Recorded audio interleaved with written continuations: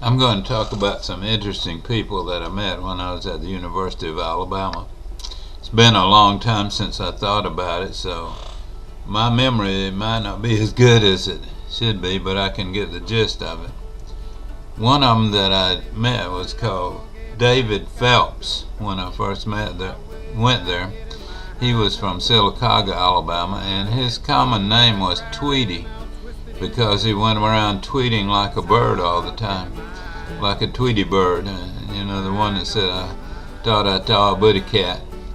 Anyway, he was a pretty interesting fella, and I worked with him and some more people when I worked at Tutwiler Hall, the girls' dining hall. We served meals, and we also did other chores and things around there for money to go to school with. And another one was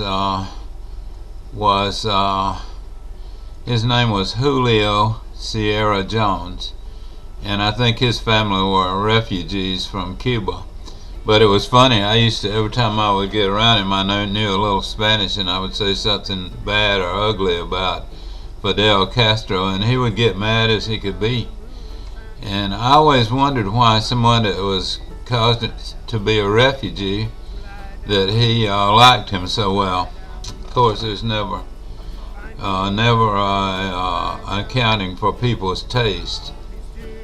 Then another person I worked with at the dining hall was May Ruth Faubus, and she was from the same place as David Phelps was, Sylacauga, Alabama, and she was interesting. She was short, and also there was Hampton Wideman. He went in the Air Force, and I think he wound up a lieutenant colonel or more.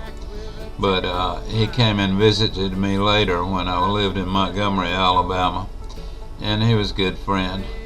Then there was one girl I went to church with. I could not remember her name, but I walked her to church every Sunday because we went to the same church. It was Church of Christ there in at the university, and she said she had a boyfriend back home, but could she walk with me to church? So that we did that.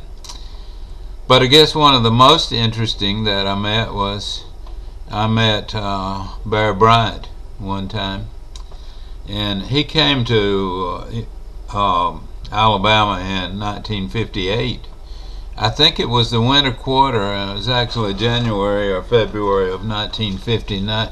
We didn't have quarters. It was the winter semester, second semester of that year. And I was walking down the path one morning, and met him coming the other way, and he stopped, and he stuck out his hand, and I shook hands with him. He said, "How you doing, son? And what you taking? And what brought you to Alabama?" And he just talked quite a bit, and it impressed me that a person as famous as him would have the time to take up and talk to a lowly student like me. So I was always been impressed with Bear Bryant, even when I became a fan of Auburn.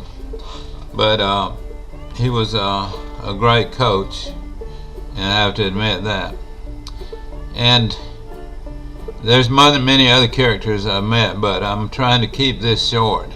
So if you like these, tune in and hear me again.